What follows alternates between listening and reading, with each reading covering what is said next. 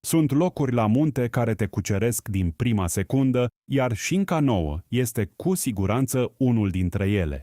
Dacă visezi la o cabană sau o casă de vacanță unde singurul zgomot de fundal să fie natura, uită-te puțin la proprietatea asta. Ai peste 3300 de metri pătrați înconjurați de verdeață, iar piesa de rezistență este că terenul se învecinează direct cu râul. Imaginează-ți cum ar fi să-ți bei cafeaua dimineața pe prispă sau pe o terasă amenajată chiar lângă apă, într-o liniște completă.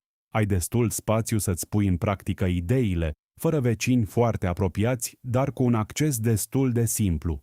Este potrivit pentru activități recreative, camping sau glamping, tiny houses, retreat în natură, zonă de relaxare sau refugiu de weekend, activități agricole sau hobby farm. Dacă vrei să asculți cum sună râul la fața locului, lasă-ne un mesaj și stabilim o vizionare.